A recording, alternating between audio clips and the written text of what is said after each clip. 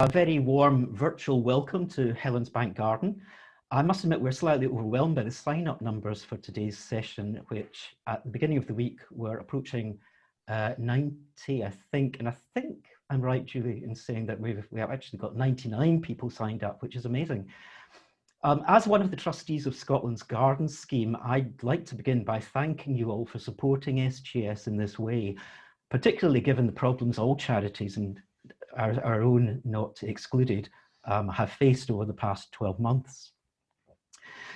A few words about Helen's Bank itself. It's a south-facing 18th century walled garden in Fife, where I've been gardening for 21 years, for the last 11 accompanied by my other half, Adrian, who's a former lecturer in horticulture, which is quite a useful resource to have to hand. We opened the garden by arrangement under SGS, and we have done for the last 7 or 8 years. Apart from this year, we also hold an annual garden concert. We're very much both plant collectors and like to push the boundaries and experiment with new and unusual plants. No holiday's ever complete without filling the car to the gunnels with plants, and it's been known for other luggage to be jettisoned to make more space for the plants. But undoubtedly, our main shared passion, however, is for roses. We currently have around 150 roses in the garden and constantly adding to the collection. Now, those of you who have visited Helen's Bank will know that it's not exactly an enormous estate. Every year I find myself at this time of year surreptitiously extending borders and encroaching further into the lawn to make way for new roses. A few years ago, we decided to treat ourselves to a rose pruning course, and we were somewhat surprised to find that the closest one was one run by Peter Beals down in Norfolk. And this got us thinking, why not run our own? So last year, just before lockdown restrictions were introduced, we ran 2 one-day courses on rose care, including pruning and ongoing maintenance. And that's what really has led to today's session, I suppose. However, we did find it a challenge to condense what is a whole day's course into less than an hour. And then, in addition, in December last year, this happened. We felt now that we couldn't really do a talk on roses without mentioning the Portlands, which are a very much overlooked but very special family of roses. So the solution seemed to be to split the presentation into 2. So in the early summer, hopefully, I will be giving a talk on the Portland roses in particular, and also more generally on what's involved in becoming a national collection holder. Here's just a very quick montage of some of my favourites from the collection, just to whet your appetite. Today, though, I have the relatively easy job of passing over now to my esteemed other half, to discuss how to get the best out of your roses. As Julie said, we'll both be around at the end to answer your questions. Many thanks for the advance ones that you've already submitted. We'll go through those ones first, and we will go through as many as possible. But if we don't manage to get through, please do feel free to email your questions to Julie, and she can forward them to us and we will respond. So without further ado, I'll hand over now to Adrian.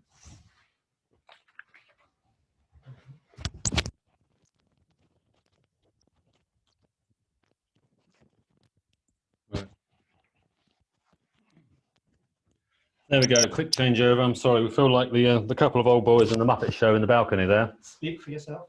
First of all, just to say thank you very much to Julie for inviting us this afternoon to talk on roses. For those of you who don't know me, I'm Adrian Miles. And the subject, as David's already said, that we're going to try and talk into in about 55 minutes, normally takes a whole day.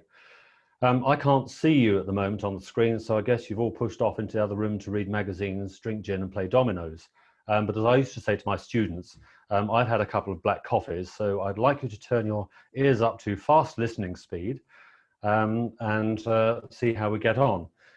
I normally teach in a very interactive style, so doing it on Zoom is somewhat more difficult.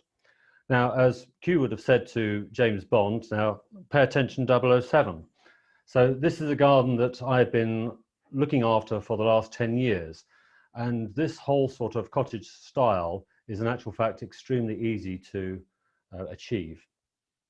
So a little bit about me.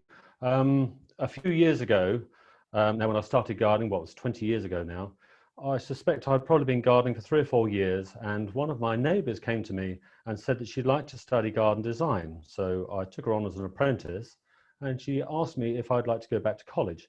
So we went back to college and we studied for a couple of years and got our qualifications. Now during that time, I attended a couple of rose pruning courses at David Austin when they used to run whole day courses. And on returning from one of these trips, my tutor came to me and said, well, I've heard you holding court in the common room. Have you considered teaching? So after that, I took the teaching qualification and stepped into his shoes. I learned a great deal from this man, very inspirational, and I took on teaching very much as he had done, which was a learning discipline. Pardon me. 2015, I was asked as a guest judge to go to the Glasgow City Rose Trials. I'm obviously not very good with roses because I was never invited back. But what I did find at the Rose Trials, I was half Nelsoned into being a volunteer judge for Beautiful Scotland. And that's taken me to all sorts of wonderful places in our beautiful country, where I've seen what local communities are doing to improve their environment. And it has been a privilege, and it's been a very humbling experience. So why roses? I have to say my reasons for pruning, getting interested in roses were entirely mercenary to start with when I first started gardening. I needed something to give me some money through the winter. So I realized that pruning roses and looking after soft fruit bushes and tree fruit like apples and pears was going to get me some money. I've now fallen in love with them. I don't think any other flower in the garden can possibly offer the longevity of flowering and the romance, and it's just so involved with our history and culture. What we're looking at there is Madame A. Mayland, which was bred by a French breeder, and we mostly know it as Peace, but it was actually bred between 1935 and 1939, and when war was obviously coming, the French breeder dispatched cuttings all around the world. Now those that arrived in America were bred, and they were named Peace. And that was to coincide with the official declaration in 1945. The red and white one is still one of the best bicoloured roses. It's a hybrid perpetual, quite a late entry to the scene. It was 1921, and I actually have that in a pot. So I'm going to split this down into about 5 stages for some sort of logical order. And the rose we're looking at there is the apothecary rose, red rose of Lancaster. It's Rosa gallica officinalis. And I have to say, through my study of roses this year, I should say last season, when we had quite a lot of rain in the season when they were open, this stood up extremely well to the rain in all of its stages. So ordering and purchase. What you've got to consider is, what do you want from your rose? Are you going to cover a wall, cover a fence? Do you want it as a hedge? This one in particular is Rosa gallica, it's Tuscany. Now, if you look at this in the brochure, you'll see that it's described as being about 4 foot high and 3 foot wide. Well, this one is about 10 foot high and 10 to 12 foot high. And many roses are very adaptable, and I've used this as a climber. It's on a north-facing, it's got a northerly aspect, and I've used it obviously to cover the door there. Where will I purchase from? Well, your best choice is from buying bare root roses. So you're going to find that's a limited season when they're dormant. And what you'll find is with the potted roses that you'll get from the garden centre, there's normally only a very limited supply. So what preparation do I need to do? You might be thinking about the site that you've chosen. It might have lots of rubble in it.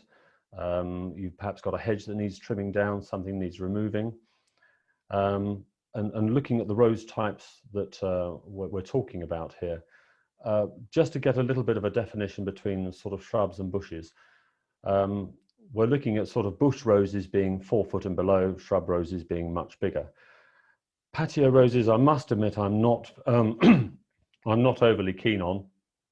Ground cover I have come across extensively in my gardening in Surrey, and I'm very acquainted with the county series of ground cover roses. On the right there, the picture, we've got 3 shrub roses in front of you. The pinky red ones are Portland rose, it's the Rose del Recht, and the ones behind, right in the far distance, is a dark pink one and a pale pink one. Now, both of those are Bourbon roses. The furthest one, the darkest one, is Zephyr and Druin, which is a very popular rose. And the one in front, which is paler, is a paler sport of Zephyr and Druin, i.e. a genetic mutation. And all of these roses are fragrant. And please note that all of these are growing in a slightly shadier site. And I'll come on to cover that a little bit later. The other advantage of the Zephyr and Druin and her sister Kathleen Harrop up there are they are thornless. So very good if you're growing near a pathway. So you might want roses just for a single colour border. These are David Austin's at a garden I've been working for now for 4 years. We don't actually know what the name is. I haven't found out yet. These were put in to commemorate one of the daughters getting married. These shrub roses are a garden where I've been working for 10 years. It was the house that was actually on the first slide. And in front of us, what we're looking at there is rugosa roses that are now about 10 or 12 foot high. And these would be typically what you might use for hedging and screening, and they're perpetually flowering. On the left of the screen, you can see the smaller roses in front of the white car. Now, these are Bourbons and hybrid perpetuals, and they're all about 5 foot high. The white ones in the center are once flowering, which is Alba semiplana, which is the white rose of York. And you've probably noticed these 2 little things on sticks that are in the foreground. These are actually deer scarers, and they worked extremely well for the first 3 years. And what they do is they sort of flash lights, and you can tune them into a radio station. So we've tried all sorts of things. We've had Ken Bruce from Radio 2, we've had Classic FM, we've had political talk, and eventually the deer have got used to it and have all come back. But the roses are now big enough that they'll cater with a little bit of nibbling around the periphery. So climbers, a climbing rose was traditionally described as a genetic sport, a genetic mutation of either a hybrid tea or a floribunda. So you would have things like hybrid tea, you would have blue moon, and then you would have climbing blue moon, Ian Harkness climbing, Ian Harkness iceberg, etc. These days, the group includes a lot of others that we can consider climbers. So for instance, David Austin produces a lot of roses which are described as large shrubs or small climbers. St. Swithin is a very good example of this, which I shall feature later. In addition, I've already shown you that I can use the rose Tuscany, which is described as only 4 foot tall, and I've got it to 10 foot tall. It's extremely flexible and adaptable. Ramblers tend to be larger and traditionally were only once flowering, and once flowering means probably for 3 to 4 weeks in the height of summer. The one you can see on the picture here is Albertine. It's extremely popular. It's a lovely rose, extremely fragrant. And when I first came to this garden 11 years ago, where I've been working since, this was only 2 bare stems. Pillar roses are suitable for poles and very narrow arches. And standard, I always am rather reminded of Alice in Wonderland. I find them a little bit too contrived for me personally. Sense of proportion. On the right of this slide is another garden I look after for the last 4 or 5 years, I think. And we've got Maygold, and it does what it says on the box. It's one of the first roses out, and it's out in May. And it matches very well with the climbing hydrangea next to the door, followed by the wisteria on the other side. And right on the far left of the screen, I'm looking at small little red blobs, which are the climbing rose Ina Harkness. A point to consider here is that to remember that you've got to get up and prune these. How comfortable do you feel with either pruning them yourself or having somebody in to prune these? But it gives you an idea of the sort of height you can achieve. The answer is always organic matter, and this is my purpose-built compost bin at the garden in Cooper, and there's my little helper who's come to it. I include everything in my compost. I don't put rose clippings in there. They either get, you must either burn them if you have a bonfire or dispose of them at the council site. But organic matter, I've got over 300 roses to feed here. So they'll get a mulch of compost, and luckily the son-in-law also supplies a large amount of cow manure, which arrives over the wall in a bucket. And I remember one winter I happened to move 3 tons of this during when it was snowing. it serves to improve your soil, and it'll bring it back to make it a living soil, and that's really going to be the crux. It's been described that I'm a bit of a miracle worker. I'm not. If you can get the soil living with organic material, that's your answer. And whether you're on a sandy or a clay soil, organic matter is the answer. And I have to say, I much prefer to start with a clay soil than a sandy one. Installation of hard landscape features. Try and consider getting this done before you order your roses. And if you have to buy your rose, for instance, bare root over winter, and then you haven't got your project finished, I would leave it in its pot and sink it in the area where it's going to be grown in the future. I'd like you to consider these two pictures, particularly the one on the top left, and think about what it's doing for you. And then I know that we've got a question at the end here coming up about climbing roses on arches. What I should mention about the old-fashioned climbing roses that were the hybrid teas and the floribundas, and it was the genetic sport of these, they have an extremely stiff habit, and they're always better grown against walls or fences where they can be pushed out gently, whereas ramblers tend to be a lot more flexible. So when you're thinking about growing a climbing rose, it's unlikely you'll get one of the old-fashioned type of climbing roses to bend over a little archway in the garden, but the thing on the bottom right is quite suitable. What I'd say about the picture in the left is that we've got an ornamental arch up there, and to me there's something not quite right there. The rose is a lovely rose, it's a big rose, but it's kind of swamping the arch, and there's an extremely decorative wall behind, so it's thinking about planning ahead. The archway on the left is absolutely fine for like a pillar rose or a small rambler, but please try and avoid the sort of B&M home style stuff on the right. It's not really suitable for roses. It's going to blow away in the wind, and anyone who wanders through there with a mower a bit carelessly is going to knock the thing flying. Support for roses. I'm a big fan of vine eyes and wires, and we've got a couple of examples here. One is the sort of either nail-in vine eye, or somebody's put that in while they're building the wall. Otherwise, you've got to get a drill and get some rule plugs and put the screw-in vine eyes in the wall or into wood. The horizontal wires should be set perhaps 12 or 18 inches apart. I tend to use the 12 if it's an extremely flexible one. Now, if you've got an old-fashioned climber that's a little bit stiff in habit, what I tend to do is use a system of perhaps bamboo canes, 6-foot high bamboo canes, 8-foot high, whatever, and put them in a cockleshell pattern within the wires. And if you do a sort of over, under, and then do under, over on the next one, you'll find that they actually help because they tension the wires for you. The nice thing they do as well, and I've got it on here, on the side of the house, is that they'll provide additional support for you. And also in the winter, when there's no leaves on the rose or very few, it'll look a little bit more attractive.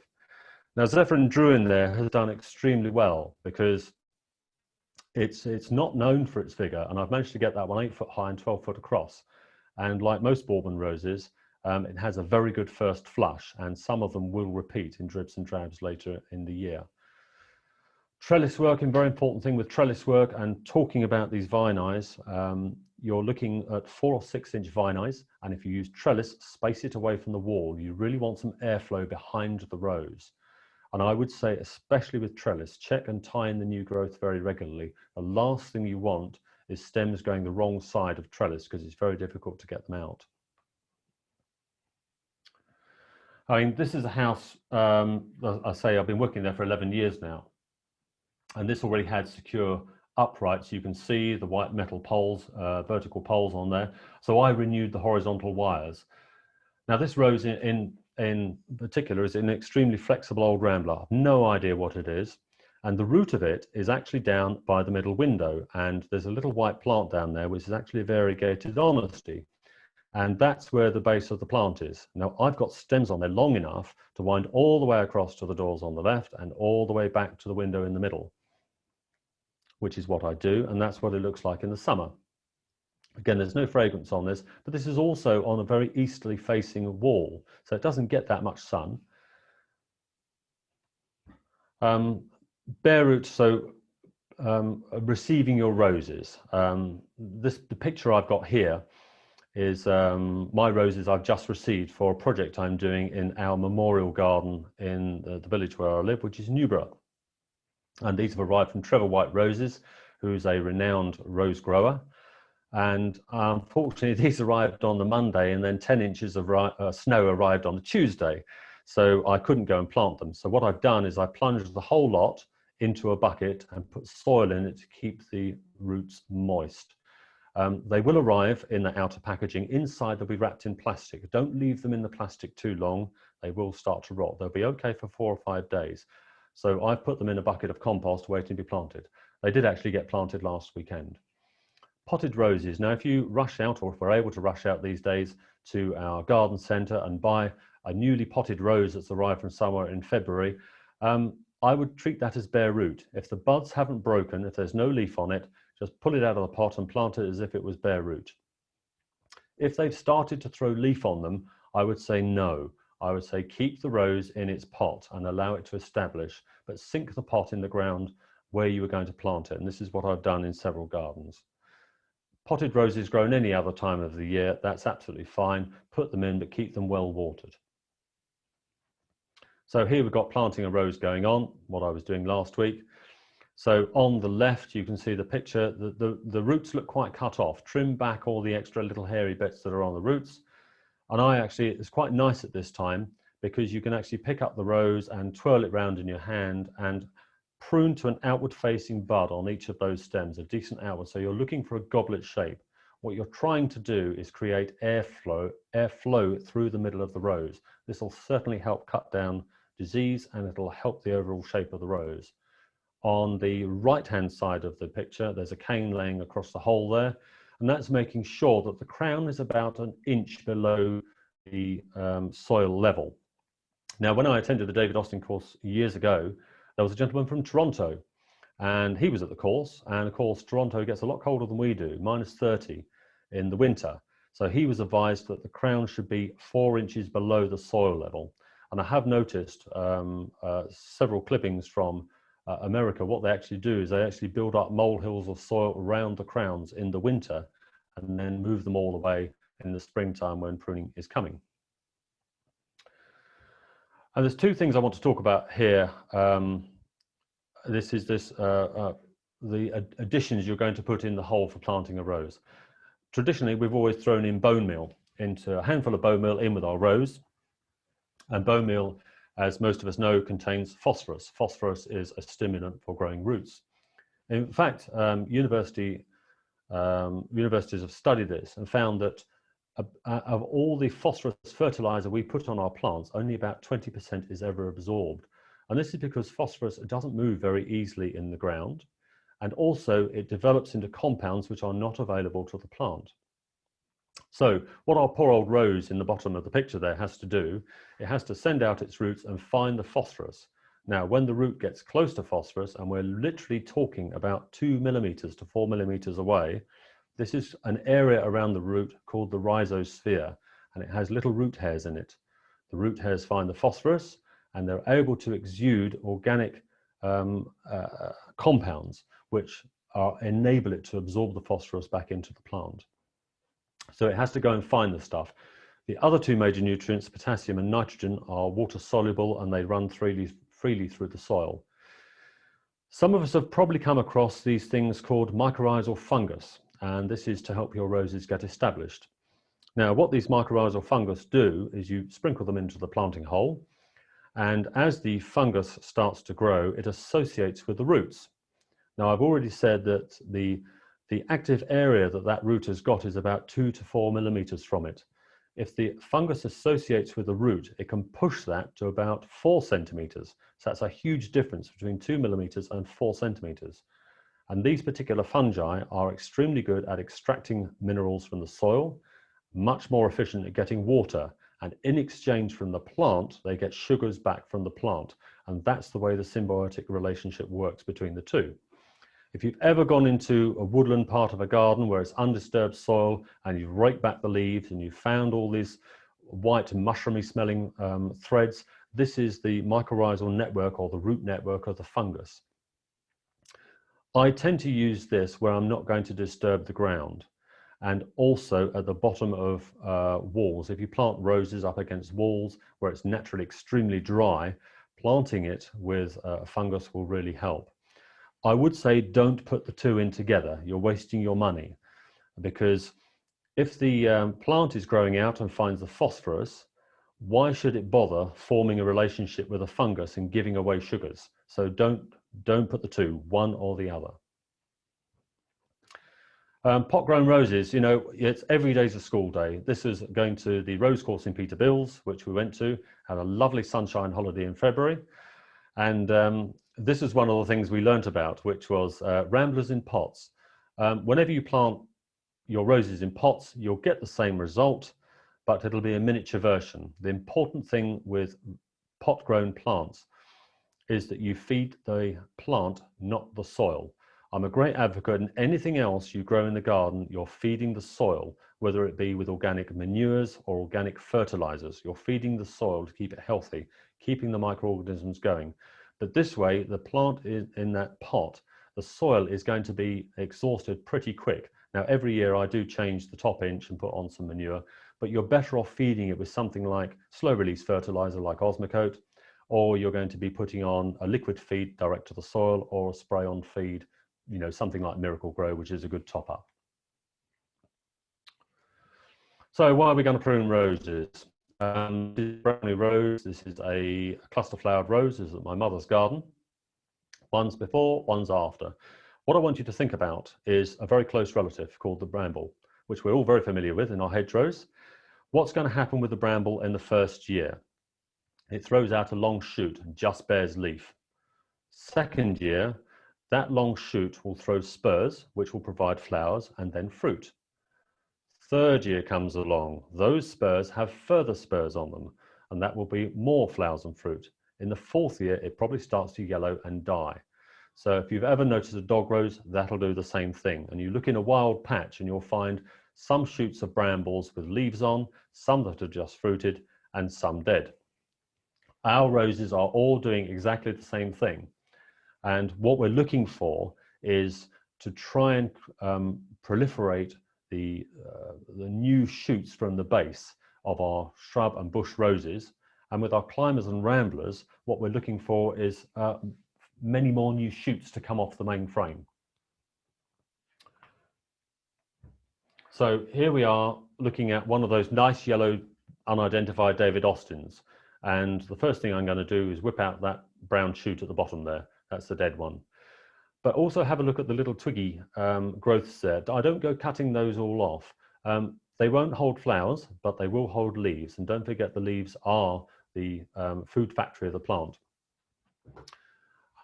Also, you're looking to get rid of stuff that's growing back through the rows. That's misplaced stems, because you want as much airflow through the rows as possible. I put down allows control over future growth, and I've got a good example coming up in a minute. Some roses have a terribly stiff habit. Blue Moon and Virgo come to mind straight away. They literally grow like a set of raspberry canes, and if you don't prune them to an outward pointing bud, you're always going to end up with a set of raspberry canes. So you have to prune them outside to an outward facing bud. And these are some horror stories out of the Newborough Memorial Garden, where the roses have been continuously pruned with hedge trimmers or whatever they were doing. It's very lazy and it's very unnecessary. I know there have been studies done that show that roses pruned in this manner will still flower. However, look at the stuff that's been left behind. There's been no taking out of old stems to get some renewal growth from the base. Deadheading as well. Deadhead your repeat flowering roses. It'll keep the continuation of flowering. Some of them obviously bear hips, especially like the rugosas, so you tend to stop doing those towards the end of the season. And I, as a matter of course, tend to stop deadheading roses probably in about late autumn, and that will bring the plant to its natural end of year cycle, because you don't want this thing. I personally, I don't like seeing roses trying to bloom in December. I'd rather they didn't and save their energy for the following year. So when to prune, and I've honestly heard so much nonsense over the years spoken about this particular subject, and it's only doing and working with them over a period of time that you get to know what's going on. I've normally done all my roses by now. I've even started in December in many cases. Normally I've done them in January. Now I do recall it was a gentleman by the name of Michael Marriott, who was the technical director at David Austin Roses, and he was running our rose pruning courses. And he then went on to become the chief rosarian. And I remember asking him about the Rambling Roses, that the fact that the Royal National Rose Society ran 2 courses a year, one in autumn for their ramblers and one in the springtime for the rest when it was in the dormant period. And I asked him about this, and he said, oh no, he said, I go out and do everything at once. He said, normally when I'm tired of my Christmas guests, and that's on Boxing Day. So I've heard if it's good enough for him, it's good enough for me. So the once flowering roses, these are a little bit more complicated, not overly complicated, and I've got a good example of how to do this at the end. But normally I would do these by pruning them straight after they flowered, leave them to come up for the next year, and then nip off any shoots that are covering the flowers just before they're about to flower. Because once flowering roses, and Gallicas are a good example, they are producing their flowers on short growths that come off of last year's wood. So if I go hacking into these canes and knocking a third off, I'm going to be getting rid of all my flowers. Ramblers, this is just what I was saying about what I normally do with my ramblers. I don't prune them back in late summer. I normally pin the new stems in temporarily, then I revisit it in winter when most of the leaves have come off and I can actually see what I'm doing. Autumn, yes, do knock them back a little bit in autumn if we've got an enormous amount of, we've got autumn gales and stuff and they're going to suffer from windrock.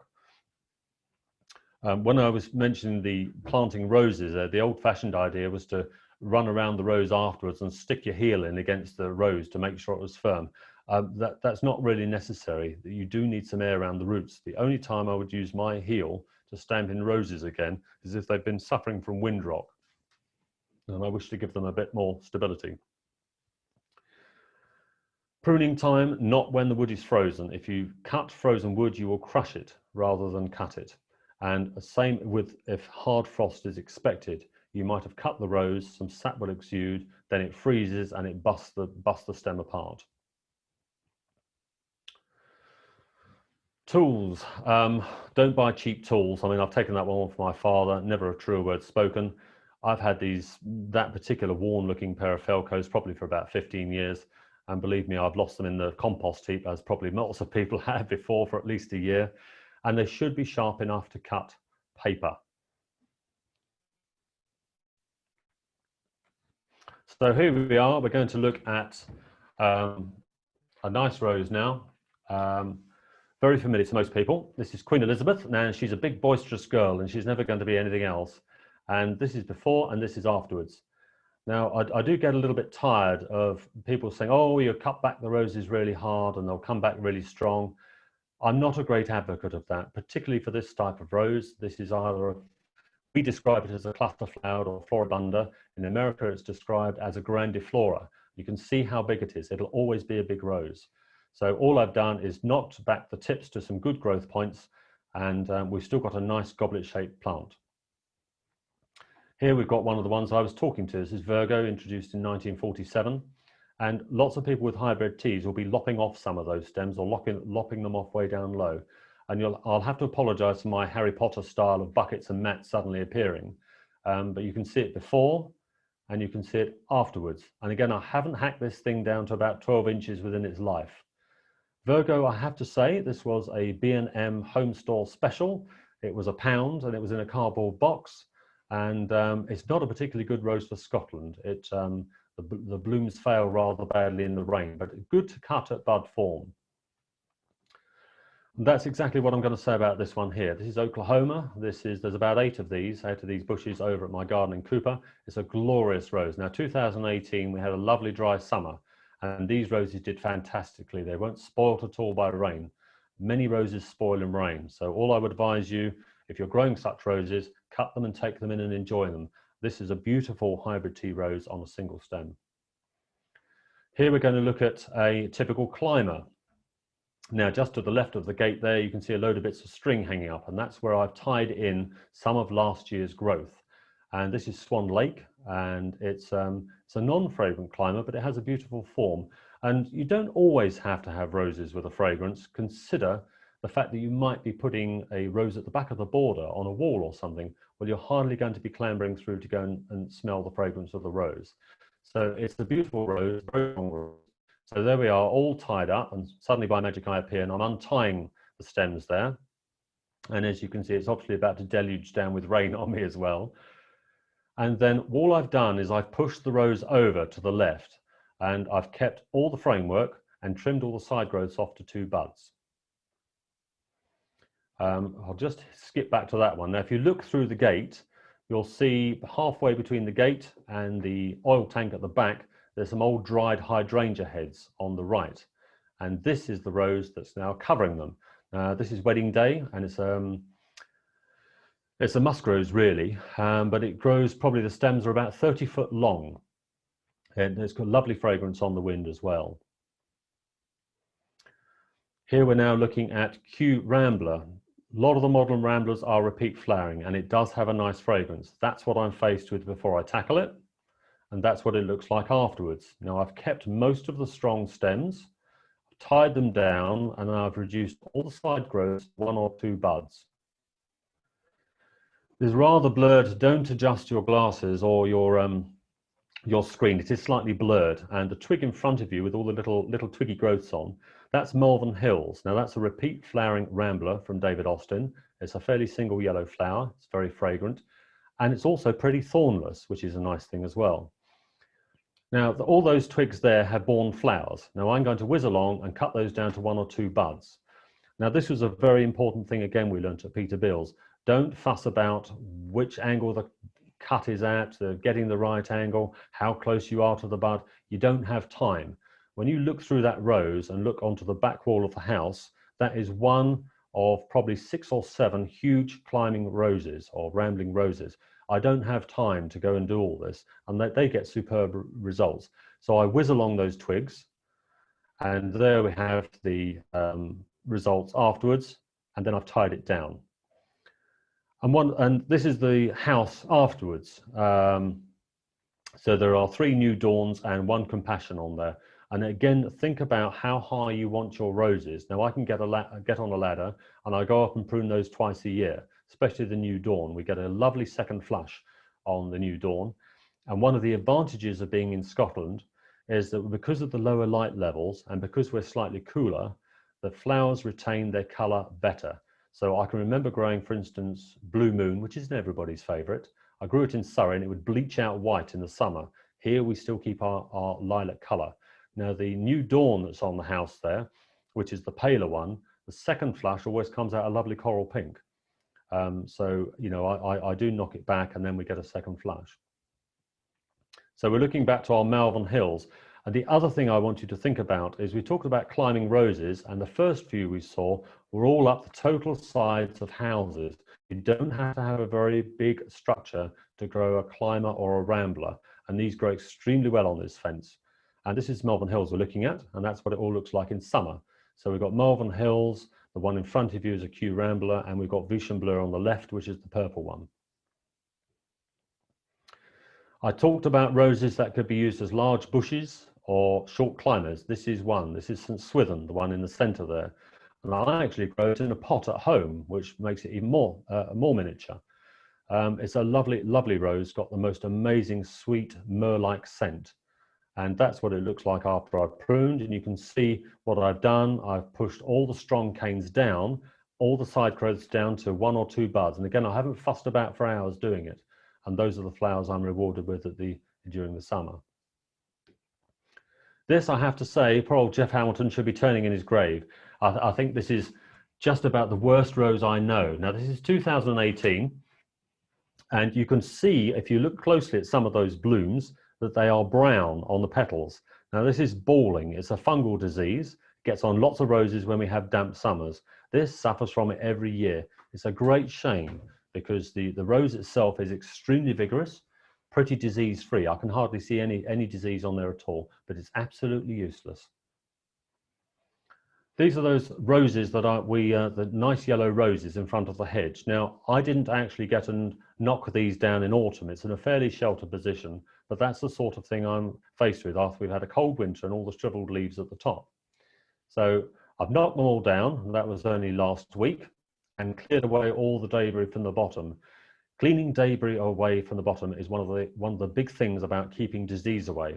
I've also stripped off all the old leaves from the remaining stems that I've got there. And that's what they look like in the summer. And this is Pebble, and we've got two rescue hedgehogs in the garden at Helensbank, and this is Pebble. She's blind in one eye, as you can see, and I'm being a bit naughty there. She's getting some mealworms, which I understand are not particularly good for hedgehogs. They're a bit like fast food. She's very tame, and it was quite amusing the other week. If you go out in the garden, she'll come to you, and if you're wearing leather shoes, she'll start biting your shoes or biting your jeans. And it was amusing when David was trying to move her away from his shoes, that she was actually hanging on for grim death, and you could actually lift her up in the air. But obviously we don't have too much of a problem with slugs and snails. That's one thing you don't have to worry about with roses. So watering. Yes, I'm a great believer in, again, preventing diseases before they start. Watering in dry weather. We had a couple of years here, and I'm trying desperately to think which year it was, where we had a very, very dry spring. And that led to the onset of mildew. Now, like the best of us, all these fungal diseases we speak about, whether it be anything from honey fungus, all the way through to our rose diseases like mildew, black spot and rust, they are about all the time. And it takes certain criteria, normally a mixture of air humidity and temperature, to get them to kick off. However, we can mitigate some of this, and one of the things we do is we make sure that if it's getting dry, we start watering the plant early. And this is especially for roses that are grown under walls, where they're under the shadow of the eaves and it's always dry soil. We try and avoid watering on the leaves, so bear that in mind when you're giving a foliar feed, because this will splash around any fungal spores that are about. Black spot harbours itself on the stems, in the leaf axils, and on the leaf debris on the ground. So that's why stripping off the leaves is important. Additionally, I'll be covering in a short moment, is that if you put down an organic mulch on the ground in the spring, you stop the rain splash, because black spot always comes from the base upwards. Now, what I've done here, this is on the back of a house that I look after in Cooper. And these roses were growing in the gravel, pretty useless. Now, just off to the left of picture, which you cannot see, is a fully grown 150-year-old Wellingtonia that puts its roots out right through that gravel path. So these poor roses are trying to compete with this massive, massive Wellingtonia. So the first thing I did was I pulled away the gravel, and using those little bits of rope edging, I made some little planting pockets. So I sieved out the gravel, put that back on the path, and I put organic material around the rows. It will help. And that's also a place I can do fertilizing and watering. So that was year one, and that's what I achieved in year two. So you can see the difference. It doesn't take long for a lot of these old roses to come back to life. This rose here is the one that was on the left there, and growing a climbing rose in a very thin slot can be a bit of a challenge. What you tend to end up with is very leggy stems at the bottom with nothing on them, and then all this growth at the top. Now again, we come back to this: how comfortable do you feel pruning a rose at that height? Now I actually knocked off all that stuff that was coming up to the little roof line there. Now what you can do, if you've got say 3 stems on a climbing rose like that, I may prune off 1 to 6 foot, 1 to 4 foot, 1 to 2 foot, probably a little bit higher than that. But what I'm doing is staggering them so that I'll get a growth area around each of those, and that stops the bottom becoming denuded of flower. This is very important for growing your climbers and ramblers, which I think is an area that a lot of people come into difficulty with. Now, what happens in spring? Think about particularly, I'm sure everybody's got an apple tree in their garden. Let's think about an apple twig. And what happens first thing in the year? Well, you've got your twig about to start growing. And what happens is you've got chemicals in the plant which we would wrongly call hormones, these growth hormones. And at the tip of the shoot, one in particular is produced called auxin. And that drops down the shoot and suppresses lateral growth. So it stops all the side shoots growing. Now that's good for the plant because it means that only the top bud will grow. It'll get into the sunlight and reach for the sky, which is to its advantage. Now at the same time, in the root system, when the growing season starts, there's a growth hormone called cytokinin. Now these cytokinins travel up through the plant and they're looking for buds to start stimulating into growth. So they rise up and they only do the top bud. So if I lay my stem down, I haven't got one bud, I've now got 4 or 5. So as the growth hormone rises, it will stimulate each of those. And for anyone who grows things like loganberries, blackberries, tayberries, boysenberries, this is the principle you're working on, because as you lay those stems horizontally, you'll get more shoots like this. And obviously in their case, you get more fruit. Here, each of those stems now is going to provide flower rather than some potty little twig in the air with a few flowers at the top. The previous gardeners at this house had managed to lop off 2 lovely new stems on the climbing rose. Now this was that one I just mentioned about, that I'd pruned the top of it off. And you can see all the rubbish from the Wellingtonia that's already dropped around the base of this rose. Some roses are very, very reluctant, climbing roses, to throw new stems, so guard them with your life. And eventually I may be in a position to actually take the older stem out completely. It's probably unlikely, and I'm going to have that as part of my framework. And here is exactly what I've done. Now, the owner did tell me that she'd never seen a new stem come off of that in the 20-odd years they'd lived there. Well, I know that the thinner green stem on the right has actually grown in the last 20 years, but I managed to get that to happen in a year. So there we are. They're small, they've got taller, and on the right, you can see what I'm doing there. I've got some canes, and I'm guiding the new stems across to fill in the gaps at the base of the rose. This is something I must admit I would love to go into more detail about, but we know we don't have time today. 3 major plant nutrients that they draw from the soil. So we've got N for nitrogen, P for phosphorus, K for potassium, or K is kalium, which was the Latin word for potash as it used to be known. And they do many, many things, but I've only put on here a few brief things that they do. So most of us know that nitrogen will make the stems grow, make the leaves grow. It's to do with chlorophyll production and makes them all go lovely dark green. Phosphorus, as we associate with root development, but it also does things like lengthening the stems, and it's to do with seed viability. Potassium, the top 2 I would say are structural building blocks of the plant. So actual part of the substance of the plant. Now the potassium, the K, is what I would call an enabler. That's very busy every time there's major changes going on in the plant. So when you're coming up to first growth, when you're coming up to producing the first flowers, or if you're producing fruit or hips, potassium will be in high demand and it runs out very, very quickly. This is what I also want to dispel, this old myth that putting down potassium on plants makes them flower. It doesn't make them flower. It's just in very high demand during flowering time. Now, whether you're a tree in the woodland or a blade of grass, in our temperate climates, your nutrient requirements of these 3 are, there's a median requirement of about 3 parts nitrogen, 1 part phosphorus, 2 parts potassium. That is what I would call a balanced fertilizer, putting on in those requirements. Now, these compound fertilizers, the 2 probably most familiar to us are fish blood and bone and growmol. I tend to use fish blood and bone because it'll keep your soil much healthier. This is the last bit where you've really got to strain your mind a little bit. And I do want to speak about this. I think it's so important. You go into a garden center and there's a plethora of fertilizers on the shelves in front of you. To be honest, most of it is a lot of old nonsense. It's a marketeer's dream. You don't need all that great selection unless your plant you're feeding has a really particular need. So when we're looking at this, we're looking at the difference between the UK fertilizer declaration, and we're looking at the legislature which goes with this. And at the bottom, we've got Republic of Ireland, which is the dear old EU. And I have to say the dear old EU have done a better job in this case. The three main components that must be listed are nitrogen, phosphorus, and potassium.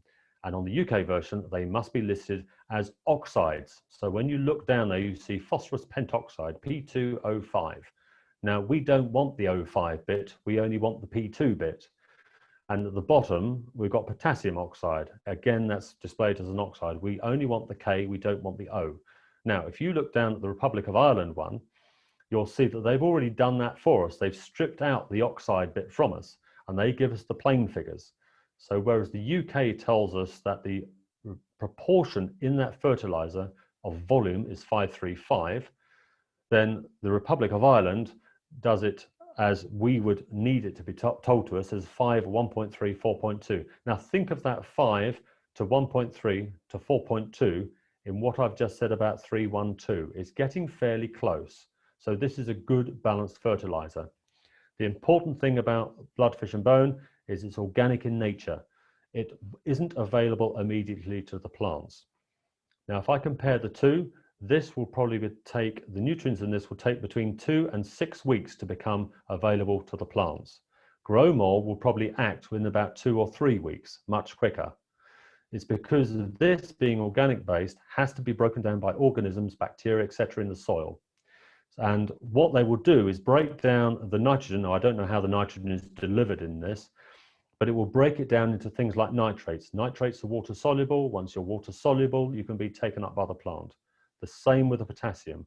Do note the last important thing on this is phosphorus, not soluble in water, the content in it. Notice it says phosphorus soluble in water, nothing. So the phosphorus in that needs to have the plant right next to it to be absorbed, or needs to have some association with a fungus in order for it to be absorbed. So again, ask me questions at the end on that if you are to. I know that's pretty heavy going. So why feed roses? Well, there's the big shadow on the left of this picture. That's that Whacking Grape Wellingtonia. Now this is a bed of about 60 roses I'm faced with in January. Here they are all pruned, and on the right is the climber, that's Blush Noisette. And you can see my soaker hose through there. This gets very dry. It's under the shadow of the tree, and it's also grown basically on what was an old gravel path. So it's pretty rubbish. But what I do is I prune them all down, give them their organic fertilizer, and then top up with an inch or so of organic material. And that will help keep the rain splash down. That's what they look like in the summer.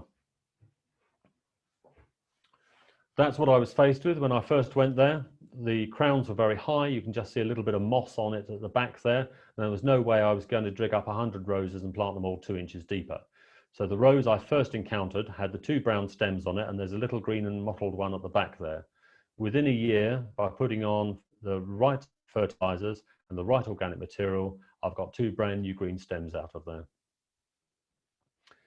Feeding when the soil warms up. So you're looking for about 10 degrees for certainly those organic fertilizers to be broken down with any efficiency.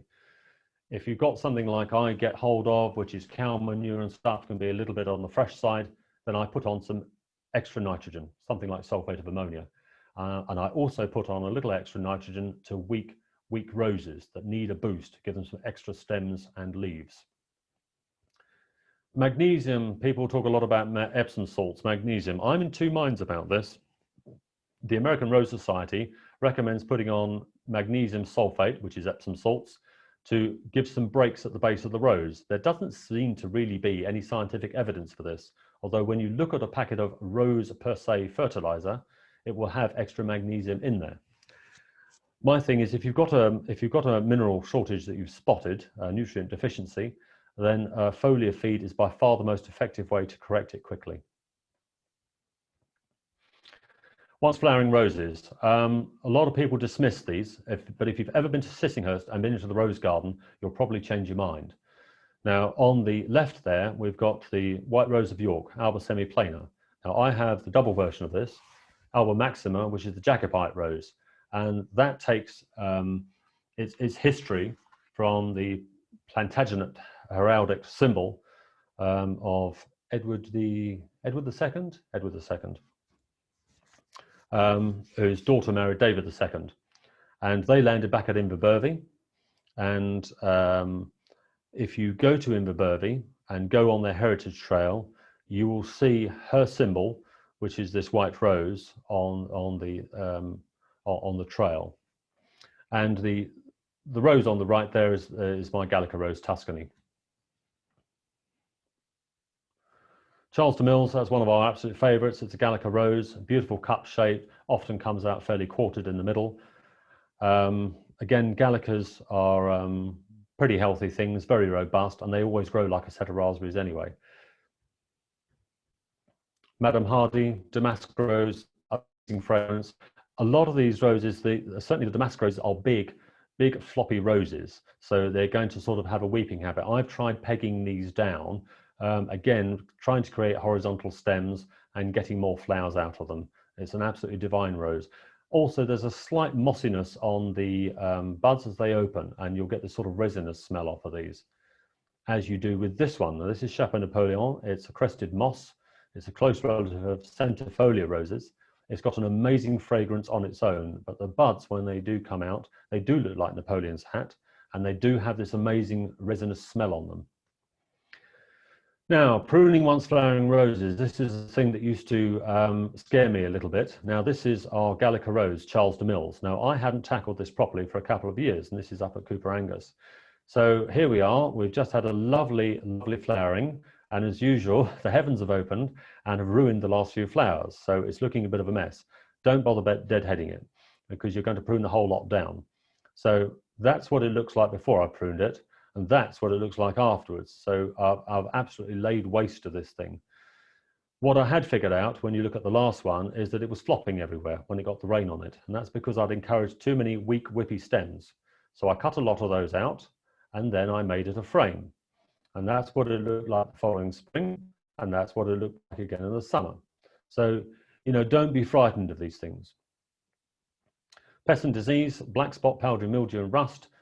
You know, we've got some questions on these at the end. They're about all the time, but there are things you can do to mitigate the chance of this happening.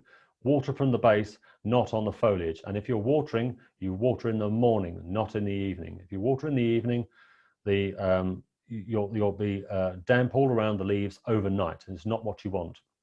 If you're using a fungicide, and you may have to use a fungicide, if you've got a collection of roses that are perhaps prone or rather weak and prone to various diseases, you may have to use one.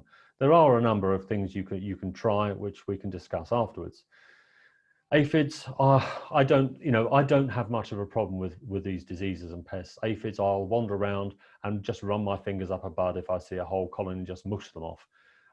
Otherwise, you've got to get out and spray these things. But you know, there's an awful lot of friends out there that you're going to kill off as well, but ask away at the end. One thing I will put on in here is a thing that's quite elusive to actually go and see. Now, the thing on the bottom right is this capsid bug, and the capsid bug damage is above it. And I've got a terrible problem with this at Cooper Angus. They're out in the country, and I think that's partly to do with it. And these nasty little devils, they sink their mouth parts into the bud, and then lay their eggs, and you get deformity in the leaves and the buds fail to open. Now, it attacks many things. Dahlias get terribly affected up there by it as well, but it's only June and July.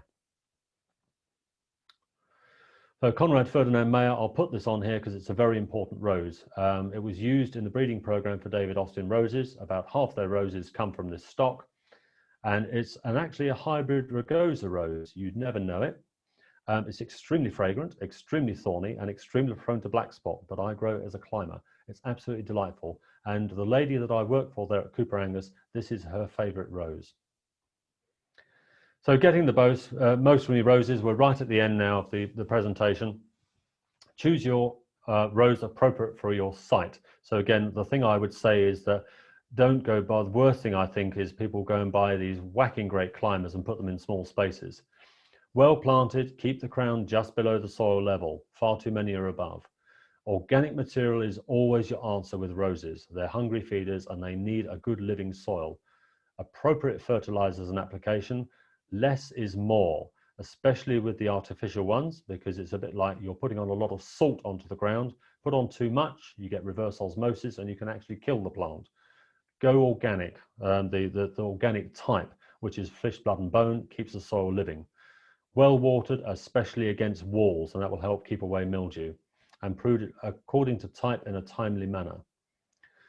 Well, Jacques Cartier, back to the Portlands. That's David's favourite rose. Very big and strong, very robust rose, amazing fragrance. That's my favourite. That's Renda Violette, which is a hybrid perpetual. And I've had a bush up at Cooper Angus, probably with about 200 blooms on it at the same time. Also tortoises, that's our Russian tortoise Victor, and they love, I think we put up the Instagram post of that. It was Tortoise Eats Gertrude Jekyll. So they love roses. And that's probably all from me. So I'll hand back to David for the last bit and say thank you very much for your patience. I hope you didn't all push off and have a gin in the other room and you did get something from that.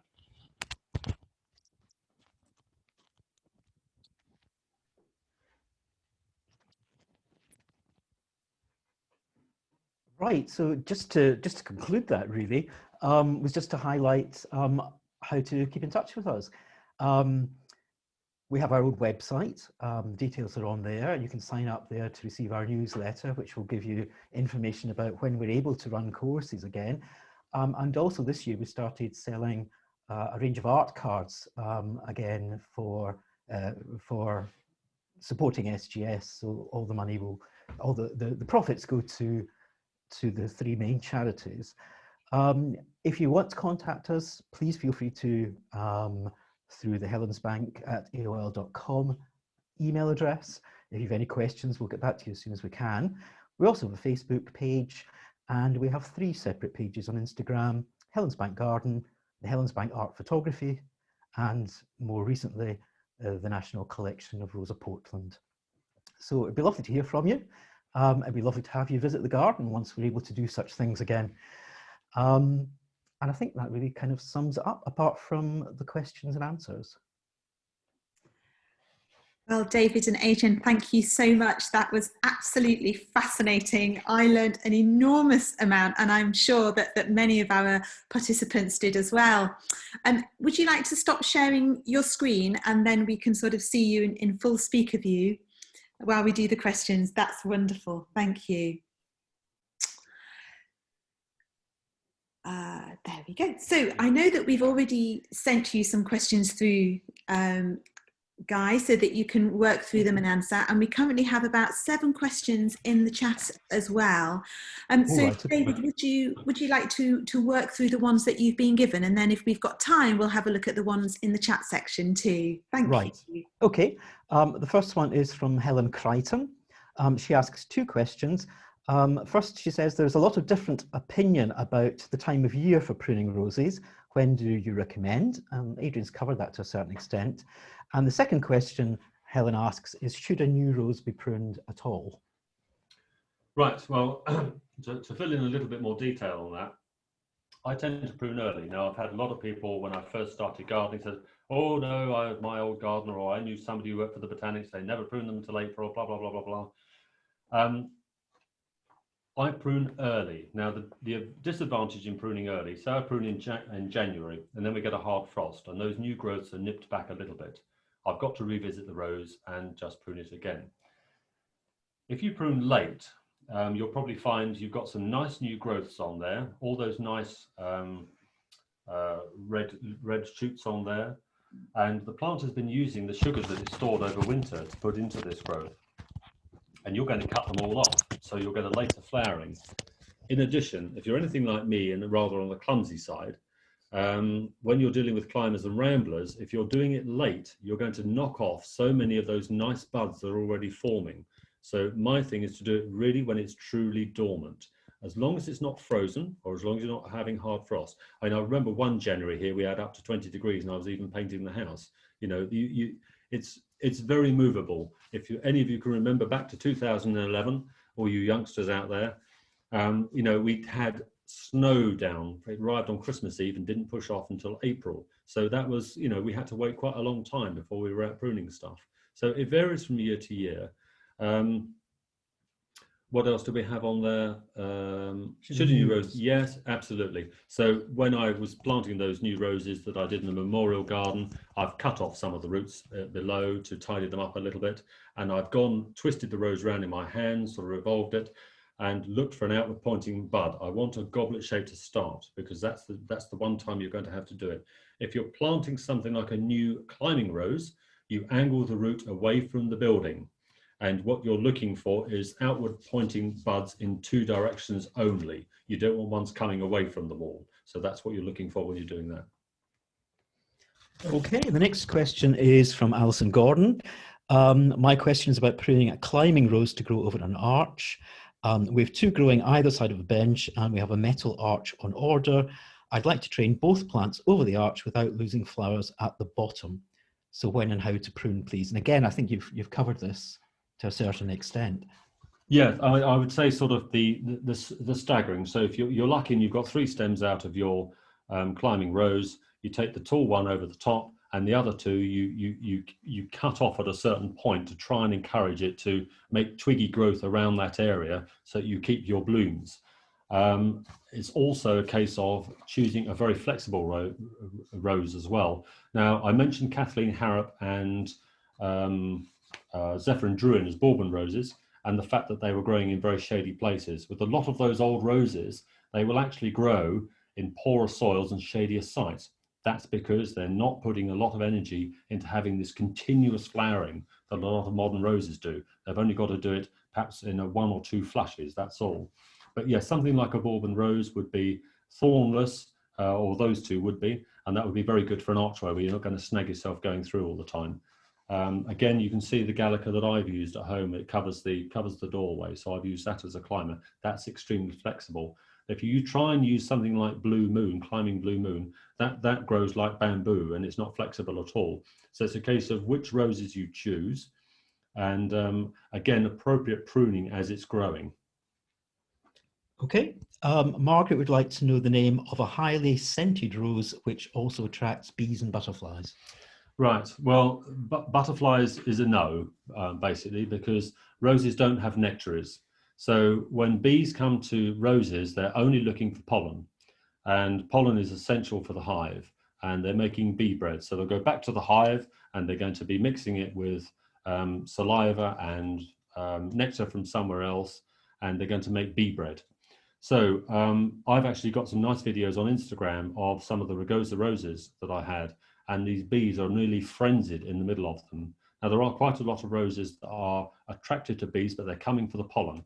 Now, when you think about roses and modern roses with all these thousands of petals, the inner petals, when you get these double and multiple forms, they are modified stamens.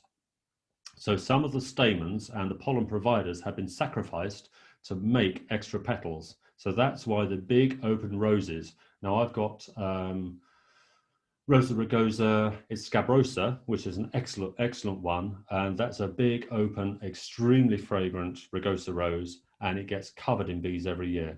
The other ones that I've got, Rosa machata is another good one for attracting bees, and a lot of the musk roses. The musk roses are scented on the wind because it's the sex glands that have the scent on them. The scent in roses is produced at the bottom of the petals. There are no nectaries, so no butterflies, and bees are coming for the pollen. But there's plenty of roses we can. We've got a list here we can send. So, yeah, the Kew Rambler, which I featured, is a good one. The Burnet rose is another nice repeat flower, and that also has decorative black hips on it as well. Right. Esther's looking for a thornless rose which would do well in Scotland. I've mentioned 2. She's still one of my favourites, Zephyr and Druin or Kathleen Harrop, and they're thornless. The basalt roses are also thornless as well. I also mentioned Malvern Hills there is just about thornless. Now that's a rambler and it's a repeat flower and it's fragrant. So I would suggest that as well. Right. The next question from Fiona Stewart is one that we get quite often. And it is, can you plant roses in a bed that has previously had roses growing in it? Yes, I must admit, I personally have never had a problem. Now, research on this shows you that there is some evidence that there is something going on in the soil where roses have been planted. And I tend to think of the analogy of the oak tree. Oak tree drops an acorn and the acorn won't germinate underneath the oak tree. They're able to suppress the growth of anything within a certain distance. Now, whether that's going on or not, I don't know. But roses are very hungry feeders. We had an incident here in our Portland rose garden where we had one section that was particularly poor. So we dug them out and planted something else. And that didn't work particularly well either. So the next lot we put in, what we did was we got cardboard boxes, we dug out some of the soil and we planted the rose into the cardboard box with some fresh soil. That happens to be Jacques Cartier, and they're as big as raspberry canes now. I've also encountered this at the garden I'm at Cooper. We've got over 300 roses. Now, if I have to put a rose into that bed, it's obviously where roses are already growing. Personally, I haven't had a problem. I think the important thing here is to put plenty of organic material in and just keep it well fed in the first couple of years. Great. Annie Thompson says she's a cut flower grower and has moved all her roses into the polytunnel so they don't get too bashed with the rain. So when should she think about starting to feed them? Does it make any difference if they're inside or out? It will do. She'll be in an enclosed environment there, so she will be a little bit warmer. She'll be ahead of everybody else. As soon as you start to see those new leaves growing, that's when they're going to start need feeding. They're starting to put on some growth, and at that point they're starting to use the sugars they've stored up over winter. If she's in the polytunnel, she's going to have total control over how it's watered, so it'll be watering from the base, not onto the leaves. So I think she's at an advantage there. But I would say she'll probably be feeding a lot earlier than us. All right. The next question is from Madeline, which is probably aimed at me. When did Portland roses first arrive, and why have they gone out of fashion? Well, I suppose the quick answer is to tune in May, and I'll cover that for you, Maddie. But they originated. The first one was about 1750, which coincidentally is the age of this house. Why they went out of fashion? A bit of a mystery, really. There's so many mysteries about Portland roses.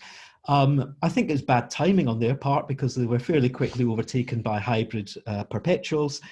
And also possibly because of the limited colour range. You only get them in pinks and white, and some that look a bit more purpley. But obviously hybrid perpetuals are coming in all sorts of colours, especially yellow, which was a novelty that the Portlands didn't have. But I will cover that in a lot more detail in May.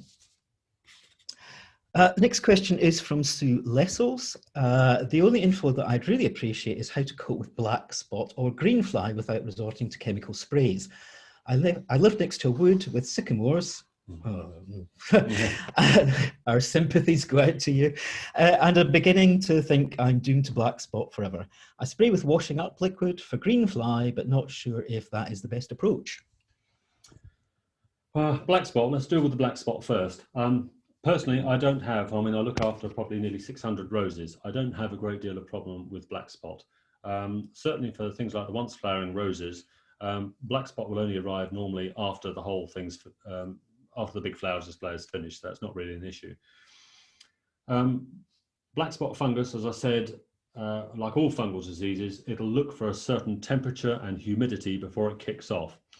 Now, over winters, it's everywhere. You won't have got rid of it. It's everywhere. And when you're pruning your roses, black spot fungal spores will have dropped with the leaves. They'll be on the ground, they'll be on the stems, and they'll be on the old leaves. Now, some people take the scissors and start cutting off the leaves. That's not going to help a great deal. So what I tend to do is you hold the top of the stem and then you tweak all the leaves off. So you actually pull the old leaves off. And normally if you've got, hybrid teas, they haven't got many leaves on the base anyway. That's easy to get rid of. And the important thing then is I've given them a feed, and then they've got a mulch over the top. Now that mulch helps because as you get the rain or you're watering, there are no spores now on the top that will splash up on the underside. And the fungus will spread from the base upwards. The other thing you can do, so hygiene is a very important thing. And it's like the rest of us. If you're a bit under the weather, you're going to go down with a disease pretty quick. So it's, again, general health of the rose. David Austin roses, for instance, breed an awful lot of disease resistance into them. So choose your roses widely. I remember going to the Glasgow Rose Trials. I'm sorry to say, if you live on the west coast of Scotland, you're going to be in for a hard time with black spot. Here on the east, we tend not to suffer so badly from it. I personally don't have a lot of problem with black spot. If you start to see black spot on a rose, pinch off the leaves as quick as possible, chuck them in the brown bin. What was the other thing on aphids, wasn't it? Oh yes, and with black spot, I mean, there's various concoctions you can use. I mean, yes, you can whip down and buy the thing of spray at the garden centre. I prefer not to do that. Last year, I tried for mildew, for instance, potassium bicarbonate, a mixture, and I got it slightly wrong. I sprayed it on too late and it scorched the plants. So I got that one wrong. You can, if you want to, use Bordeaux mixture when the twig is dormant. So now is a good time if you want to put Bordeaux mixture and spray that on. So that's copper sulfate solution with hydrated lime. And that will actually act as a good fungicide on the stems. But you don't do it when the leaves are out because it can burn the leaves a little bit. Another tip somebody gave us for mildew was to mix 1 part milk to 10 parts water or something like that. Yes, and use that as a spray. That was our orchard group man. I mean, I've looked at there's all sorts of different recipes. Some people alter the proportions, but apparently milk has when it heats up in the sun, it's got something to do with having a go at the fungus. And I haven't quite got to the bottom of how chemically that works, but it's a good solution worth looking into. Heidi, you asked a similar question to the previous one about black spots. I think we've probably covered that. Yet Heidi's nodding, great.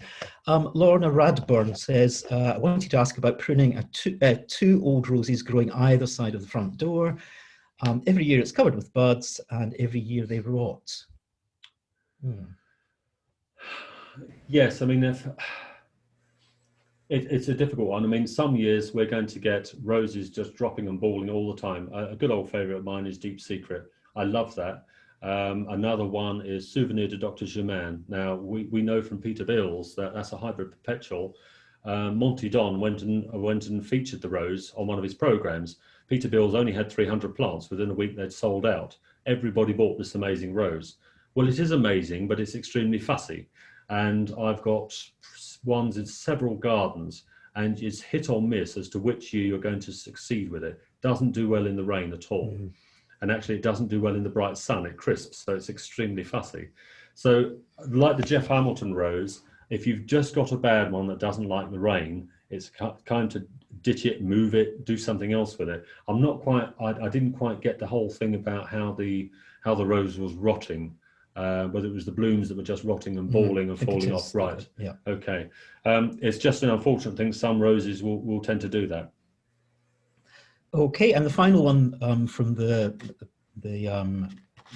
list that was sent, Liz is looking for a recommendation for a climber or rambler that would be happy on a north-facing wall. Well, I've got Albertine, I've already grown on a north-facing wall quite happily. Madame Alfred Carrier is a noisette rose, and that grows at Cooper Angus, and that's probably about 15 feet up a north-facing wall, and it's climbing up amongst a I think there's a variegated climbing hydrangea with it as well. When you face north, it's just not going to get very much direct sunlight, that's all. But no, there's plenty of roses that will. So that's one that I'm already growing. I know Albertine and Madame Alfred Carrier is a good one. Right, so going to the ones in chat. Let's see. Is it true that horse manure is good for roses? Yes, if it's well rotted. We have a lady up the road who has 2 or 3 horses, and yes, we find her contributions very helpful to the roses. Yeah, I would say with manure that there's not many plants that will cope with manure on the rawish side.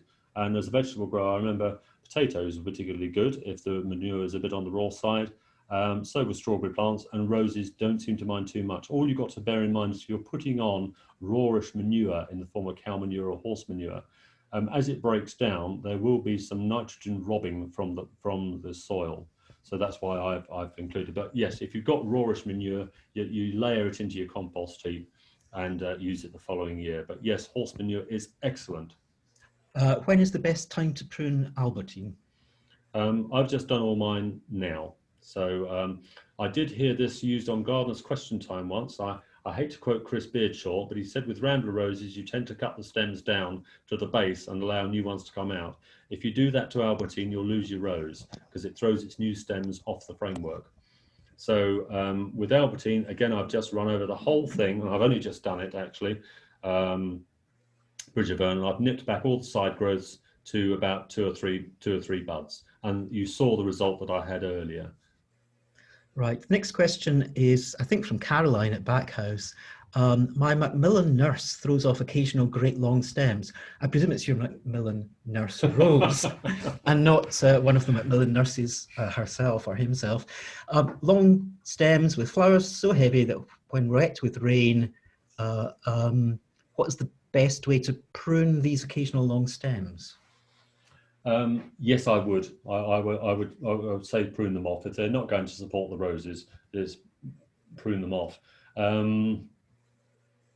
It's obviously throwing an awful lot of energy out. I would also suggest, I don't know, maybe I only tend to get excessive growth on roses when I'm overfeeding, which I have done on occasion. But yes, I would cut them off. Is comfrey tea and or nettle tea good for roses? Well, comfrey is a very good liquid fertilizer anyway, so I would say yes. It's understanding the nutritional value that's in them. I know comfrey is widely used on allotments. I'm not sure about nettle tea. I haven't come across nettle tea before, but yes, all of the stuff, and certainly with comfrey being, these being organic, it'd be absolutely fine. It'd be very good for the soil. So I would say certainly yes for comfrey. Two more. What's the best rose to grow on a high-walled, south-facing, slightly breezy house? Well, I would say you've got a choice of just about anything. The only one I probably wouldn't put on there is the Bourbon roses. They don't like a lot of direct heat and sun. They do slightly better in shady conditions, but I think you've got a choice of just about anything else. So I would tend to pick something, even if it's breezy. You're going to keep this thing fairly tight against the house. I would go for just about anything you want. Try something that does require a warmer wall. And the final question, I hope I've covered everybody. You mentioned leaving container-bought roses in their pots and sinking them into the ground. How long would you leave them in the pot, in the ground? Right, so what I'm looking at here is the fact that a lot of roses, when you rush out and buy them in the garden centre early in the year, they've probably arrived at the nursery bare root and they've shoved them in a pot with a bit of compost. So if you buy them when they're just sort of bursting leaf, they're already trying to put out their roots, and you yank them out of the pot and put them in the ground, it's going to set them back considerably. So I tend to let them settle in, sink the pot in the ground. I will leave it the whole season. So it can either stay there over winter, it doesn't matter because it's going to be dormant anyway. So whether you plant it in the autumn or you leave it all the way through until the next spring, which is what I've done, that was absolutely fine. In fact, what I was faced with was the fact that the roses were purchased when there were tulips coming up, and I wouldn't disturb the tulips. So we could dig small holes and put the pot in, but I couldn't dig a whacking great big hole to excavate to put a bare root rose in. So I put the pot, the rose was planted in a pot and sunk into the ground and then planted the following season. And that worked very well. Can I ask a question? Can you hear me? Yes, yes. I've got a problem with foxes. So bloodfish and bone meal is a no-go for me. Plus, I've got a mini dachshund who also likes to dig and eat, that sort of thing. Is there a good alternative, though? Because it is good fertilizer. Is there a good something else? Yes, I mean, if I've come across this before with a garden with 3 black Labradors, and we planted everything with handfuls of bone meal. Of course, we came back the next week, everything was dug out, and they'd also managed to find the bag of bone meal, and the 3 dogs had been down the vet. So it depends on the type of dog. So if you've got, if you're planting, you've got 2 options. I always use bone meal. You can use superphosphate of lime. That's also readily available at every garden centre, and that's a good root feed. So that's an alternative, okay? Superphosphate of lime. Okay. And if you don't want to use fish blood and bone, then you use something traditional like Growmore, which is equally a good balanced fertilizer. Again, I would say don't worry too much. As long as you're putting on plenty of organic material onto the garden, Yeah. Yeah, that will still be a living material on the garden. So yes, I wouldn't, you know, you do use grow more. I'm not saying grow more is terrible for the garden. A lot of us use it on our allotments and things like that. But it's keeping the soil alive, and obviously bloodfish and bone will do that much better than grow more. But if you can't use it, then use grow more. Right. Okay. Thank you for that, and thank you for the talk. It's been brilliant. Right, well, thank you very much, Adrian, for answering those questions, and David for being such a great co-host there. I'm absolutely thrilled to have had you both. It's been wonderful. I mean, a real treat to hear you and to listen to you speaking so passionately about a subject that is obviously really close to your heart and something that you are so knowledgeable about.